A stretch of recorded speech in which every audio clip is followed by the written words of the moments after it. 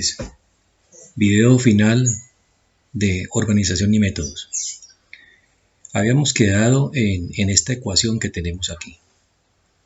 Tiempo de ciclo, tiempo estándar es igual al tiempo observado, más el tiempo de valoración, más los tiempos suplementarios. Es una ecuación con 3 variables, pero igual esos datos de las variables se consiguen en el proceso. De nuevo, el tiempo suplementario son los porcentajes de tiempo que nosotros vemos en el proceso. Las condiciones del trabajo, el puesto de trabajo, el entorno, la forma como llegan las cosas al trabajo, determinará mediante esta tabla, que en su momento la vimos, el T sub S. Bien, el T sub B tiene que ver con el tiempo de valoración y o la velocidad con la que uno aprecia la persona está haciendo el trabajo, teniendo como referencia el 100, indicando que ese 100 es como uno lo haría, y la calificación vendría a ser más de 100 o menos de 100 en la medida que uno determine que lo está haciendo muy rápido o lo está haciendo más despacio. Lo ideal es que las personas hagan el trabajo a una velocidad normal, y eso debe corresponder a un procedimiento que se debió haber elaborado en la organización, en la empresa. En la medida que las personas se ajusten a ese procedimiento, ese T sub B, recuerden, no viene a ser parte de la ecuación y saldría entonces del ejercicio. Y queda el tiempo observado. El tiempo observado es el tiempo en el que uno le toma al colaborador ejecutando determinada actividad para obtener una unidad de producción. Entonces, de nuevo, la ecuación, ¿cierto? Tiempo de ciclo o tiempo estándar es igual al T sub O más T sub B más T sub S, indicando y teniendo muy claro y de presente que T sub O más T sub B, estos dos primeros, T sub más T sub B, es T sub B en el tiempo normal. Y el T sub S es el tiempo o el porcentaje de tiempo que uno le saca al tiempo normal. Y eso está explicado en la ecuación. O sea que en la medida que T sub B, de nuevo, se ajuste a 100, entonces este factor sale de la ecuación y queda T sub O más T sub S. O en el peor de los casos, T sub N más T sub S. Hicimos varios ejercicios, les mandé los ejercicios resueltos la semana pasada por el correo institucional, y hay otros ejercicios propuestos en las diapositivas. Entonces este es un tema fundamental a la hora de calcular el tiempo estándar, que como lo decíamos en su momento, es un valor supremamente importante y todas las empresas en todas las actividades tienen que tener el tiempo estándar con que hacen la actividad, para efectos de programar el proceso productivo, para efectos de cotizar, para efectos de comprometer tiempos de entrega con los clientes, y digamos y se desprenden de ahí una cantidad de ítems de tipo económico y de tipo gerencial, en donde se necesita, vuelvo y repito, que este dato la empresa lo tenga. Las empresas generalmente este dato se mantienen actualizándolo, ya sea porque llegó tecnología, llegaron nuevos equipos, o se hizo una redistribución, o se dieron de baja ciertos procesos. Entonces hay que estar pensando permanentemente en los tiempos de ciclo o en los tiempos estándares de las operaciones. Bien, superado ese tema, vamos al tema final, que tiene que ver con el método cuantitativo de análisis. Recuerden que estamos hablando aquí ya del otro pilar, el pilar 2, recuerden que eran dos pilares, pilar 1, el pilar metodológico, y pilar 2, el pilar cuantitativo. Bien, y este pilar cuantitativo tiene que ver con la toma de tiempos. Bien, y esa toma de tiempos pues ya recién la acabamos de ver con el asunto de la ecuación. Aquí ya estamos tomando tiempo, aquí estamos hablando de datos. ¿Qué más sigue en la parte cuantitativa? Aquí está muestreo y balance de líneas. Entonces en la parte del muestreo, pues digamos, ¿de qué se trata? Se trata de cuántas veces tengo que sacar este tiempo de ciclo, este tiempo estándar. Entonces, en una operación que se repite determinado número de veces al día, ¿cuántas veces debo hacer el muestreo? 8 veces, 15 veces, 200 veces. ¿Y cuánto tiempo tengo que darme para eso? Y eso es lo que sigue ahora, y eso es lo que se llama muestreo, o lo que ustedes han escuchado al leer, al estudiar el N muestreal. Entonces es un dato de verdad bien importante también. Entonces el muestreo es una técnica para determinar mediante un muestreo estadístico y observaciones aleatorias el porcentaje de aparición de determinada actividad. Y nace ante la necesidad de no poderlo hacer 100%. Si usted va a hacer un muestreo al 100%, pues ya deja de llamarse muestreo, porque está acudiendo a toda la población para hacer un análisis estadístico, y eso, estadísticamente, eso no se hace. La estadística generó el término de muestreo para justamente que el muestreo sea representativo de la población. Si yo tengo una población, llámese de 2 millones de unidades, de máquinas, de personas, etcétera, pues yo trabajar con 2 millones o 3 millones o 20, pues no es práctico. Entonces allí es donde es importante el muestreo. Bien, vamos a repasar estas diapositivas y vamos a ver entonces los tipos de muestreo que podemos hacer, que son muy sencillos. Bien, entonces arrancamos acá. En una mirada se observa que el 80% de unos equipos están trabajando y el 20% no. Es importante que tengamos en cuenta esto. Esto no tiene nada que ver con la regla de Pareto, simplemente es un planteamiento de un ejercicio para determinar el N muestreal. Si este ejercicio se repite más veces, o sea que quiere decir que si yo hago el ejercicio 10 veces, me da un resultado, pero si lo hago 50 veces, me da un resultado más justo, y si lo hago 150 veces, me da mucho más fino ese resultado. Eso quiere decir que en la medida en que yo repita más el ejercicio, en esa medida, digamos, el porcentaje de error, que es el término que se introduce aquí, el porcentaje de error va a ser mucho menor. Si el ejercicio se repite 20 veces más y la proporción diera igual con cierta seguridad, se puede decir que en todo momento hay una relación 80-20 entre las máquinas que trabajan y las que no trabajan. Y eso se conoce como la técnica del muestreo del trabajo. Bien, pasemos a esta diapositiva. Y este ejercicio que sí que para que ustedes lo revisen, tiene que ver con los lanzamientos de una moneda al aire. Una moneda tiene cara y sello. Si yo la lanzo 5 veces, pues van a haber, no sé, una relación de 4-1, de 2-3, de 3-2 en el número de caras y número de sellos.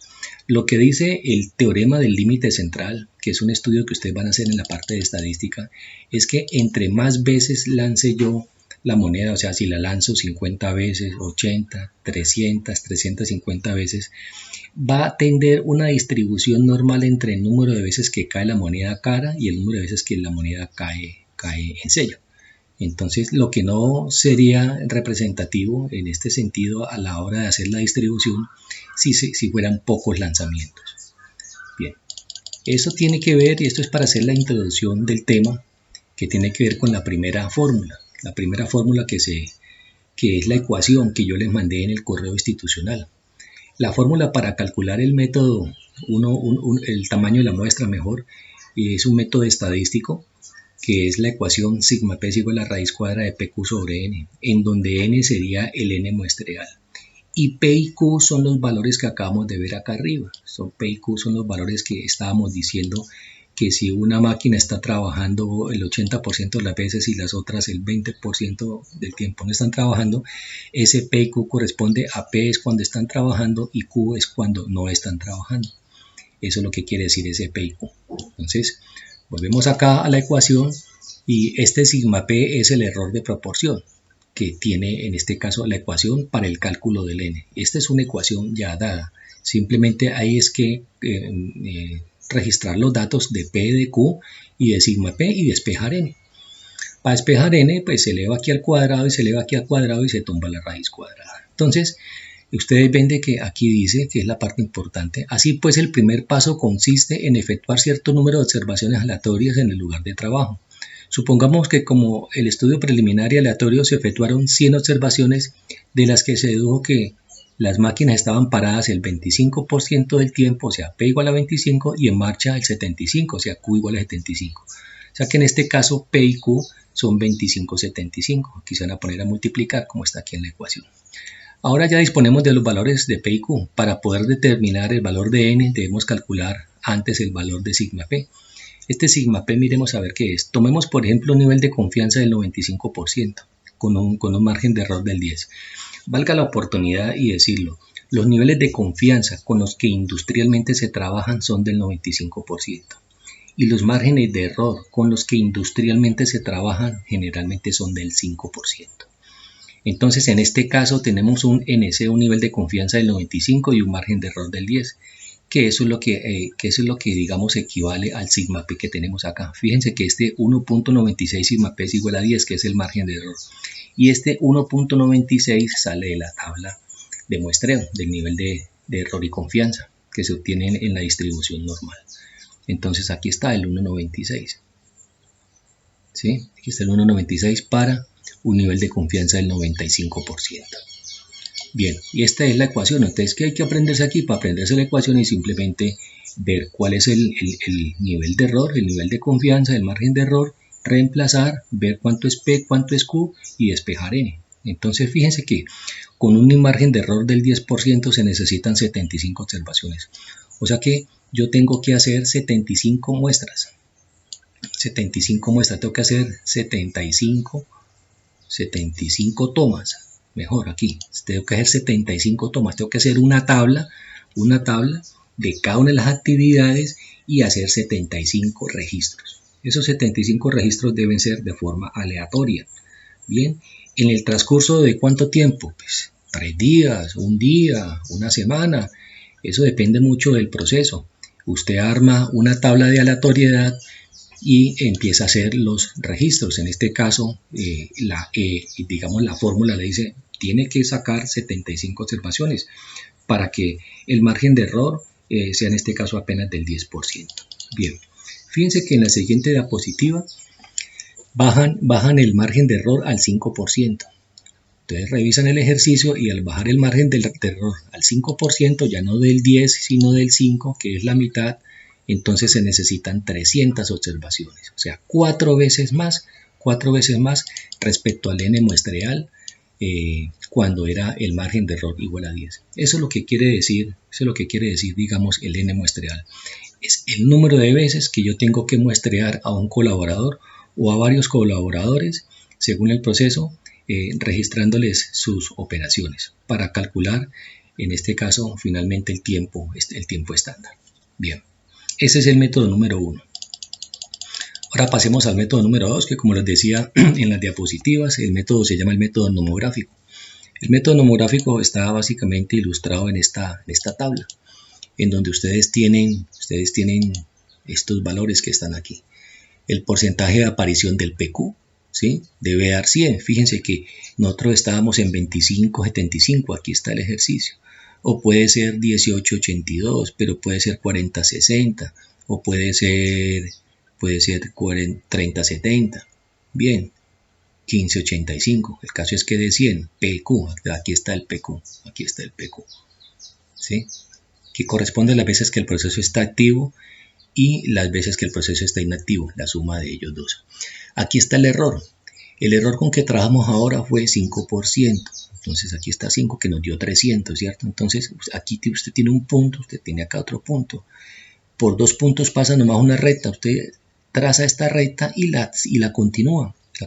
A ver dónde se corta en este eje de acá. Y en este eje de acá dice nivel de confianza 95% y un nivel de confianza del 99.8%. Entonces si nos vamos por acá por el 95%, más o menos está dando 300, que en este caso es el N, como ustedes ven acá arriba, este es el N. Pero si queremos un nivel de confianza mayor en el ejercicio, serían entonces, fíjense que aquí está 600, aquí está 700, o sea que este valor de aquí sería aproximadamente 660 aproximadamente. Bien, entonces en la medida que yo quiera un nivel de confianza mayor, un margen de error menor, entonces voy a tener que hacer 1300, 2000, 3000 muestras. Pero pues vuelvo y repito, es importante que tengamos en cuenta lo que les dije ahora. Industrialmente se trabaja con 95% como de nivel de confianza y se trabaja 5% como margen de error en estos procesos. Bien, este era el método nomográfico, método número 2. Venimos acá y pasamos al método de la tabla de la Westinghouse. Tabla hecha por los americanos en sus empresas. Una fue en Westinghouse, la otra es de la General Electric. Bien, entonces estas tablas, que se me hizo acá la tabla de la General, aquí está la tabla de la General, aquí está la tabla de la Westinghouse. Entonces aquí está, fíjense, aquí está el tiempo de ciclo, aquí está el tiempo de ciclo en horas, aquí está el tiempo de ciclo en horas, o sea que lo pasamos a minutos o lo pasamos a segundos y miramos a ver si esa actividad se hace cuántas veces al año. Aquí dice que si se hace más de 10.000 veces al año. Aquí está que si se hace en el rango de 1.000 a 10.000 y menos de 1.000 veces. Entonces, si es menos de 1.000, está en un rango entre 1 y 10.000 o se hace más veces de 10.000 al año y dura un determinado tiempo, entonces usted debe tomar 25 muestras o debe tomar 25, o debe tomar 30 o debe tomar 8, según el número de veces que se haga. Es una tabla también muy fácil de interpretar. Y la tabla de la General Electric que la hicieron ellos, la hicieron los americanos para sus procesos justamente. De nuevo, aquí tenemos el tiempo de ciclo, aquí tenemos el tiempo de ciclo dado en minutos, en la otra tabla estaba dado en horas, este está dado en minutos, y el número de ciclos que hay que cronometrar, o sea, los registros que tenemos que hacer, o sea, el n en otras palabras. Entonces el n puede ser 100 de acuerdo al tiempo de ciclo, el n puede ser 15, etc. Solo se necesita saber el tiempo de ciclo de la operación o igualmente cuánto me demoro en sacar una pieza. Entonces, estos eran los cuatro métodos que tenemos para sacar el n muestreal como tema, como el tema pues que estamos básicamente tratando. Bien, ustedes terminan por favor de revisar las diapositivas que tienen que ver con el n muestreal. El método nomográfico es muy fácil, es muy práctico de usar. La tabla de la Westinghouse también, en la medida que uno lleve a segundos, a minutos o a segundos la actividad que se tiene y uno mire a ver cuántas veces se repite esa actividad en un año. Bien, pasamos ya al otro tema que tiene que ver entonces con el balanceo de líneas y cuellos de botella. Tenemos pendiente enviarles un link para un video que ilustra el procedimiento, pero antes es importante entonces definir qué es un TOC. Un TOC es una restricción de balanceado de líneas y cuellos de botella, método utilizado para encontrar la armonía entre todas las etapas que componen una línea de producción, buscando que esta línea sea continua o uniforme. Entonces, ¿qué es lo ideal en un proceso? Que el proceso fluya, ¿cierto? Que el proceso fluya. Y el proceso tiene unas entradas y esas entradas en ese proceso en donde hay una cantidad de actividades y tareas, todo esto fluya a una misma velocidad, preferiblemente. Y en la medida que fluye a una misma velocidad, pues entonces va a tener una salida, digámoslo así, productiva, de acuerdo a cómo usted tiene organizado su proceso. ¿Qué es lo que ocurre? Que usted tiene como indica estos puntos blancos aquí, estos son subprocesos. En la medida que un subproceso de estos no esté alineado en términos de su productividad con el antecesor, en esa medida va a cambiar acá el throughput o va a cambiar la salida. Entonces se trata de que en estos puntos blancos haya alineación en términos de que la velocidad o mejor la productividad de los subprocesos sea relativamente la misma y para que aquí haya flujo. ¿Qué es lo que dice Goldratt? Lo que dice Goldratt es que en todos los procesos, absolutamente en todos los procesos hay restricciones. No hay ni un solo proceso que no tenga restricciones. Y las restricciones hacen parte del proceso. O sea que no hay que ver la restricción como un problema, hay que verla más bien como una oportunidad de mejoramiento. De hecho, algunas empresas, algunos gerentes trabajan identificando las restricciones y resolviéndolas. En la medida que usted identifica una restricción, la resuelve, ella le brinca para otro lado. Vuelve y la identifica, la resuelve y le brinca para otro lado. Si usted está haciendo eso, usted está haciendo Kaizen, usted está haciendo mejoramiento continuo en su proceso a través de la identificación de las restricciones. Entonces, ¿cómo identifico una restricción? Pues si yo tengo aquí 1, 2, 3, 4, 5, 6 subprocesos, yo debo saber la productividad que tiene cada uno en los mismos términos. Si son unidades por hora aquí, unidades por hora, unidades por hora, unidades por hora, unidades por hora en cada subproceso. Ahí fácilmente me voy a dar cuenta cuál es el subproceso más lento. Bien, entonces aquí tiene sentido lo que empezamos a ver en nuestro seminario, el término de productividad, porque a través de la productividad o de la eficiencia, especialmente la productividad, me voy a dar cuenta cuál es el subproceso dentro del proceso que me está generando la restricción. Y esa es la manera como yo lo identifico. Bien, entonces venimos acá, un poco de teoría. Eliyahu Goldratt, un físico israelí, autor del libro de la meta, es digamos, el papá de toda esta teoría, ¿bien? Que queda como un paradigma para la humanidad, porque realmente es un tema que sigue siendo vigente y va a seguir siendo siempre vigente por lo importante de su planteamiento. Aquí hay unos ejercicios que es importante que ustedes los miren, ¿sí? Aquí hay una tubería que tiene aquí un determinado diámetro, aquí cambia el diámetro, aquí el diámetro cambia otra vez y amplía, etcétera. Entonces, la idea es que miremos esto, ¿cierto? Miremos esta tubería para regar agua o regar algún granulado o cualquier cosa, digamos, frente a lo que sería un proceso y lo que sería una empresa, viéndola como un proceso. Y tratemos de contestar estas preguntas. Bien. Aquí viene, como les decía en el correo, un ejercicio, digamos, típico para el cálculo de la eficiencia, que esto nos faltaba hacer. Fíjense que esto que dice aquí operario 1, 2, 3, 4, 5, no es otra cosa que los subprocesos que tenemos acá en un proceso. 1, 2, 3, 4, 5, para que hagamos la relación y estemos siempre conectados con lo que estamos hablando. Entonces aquí tenemos 5 subprocesos.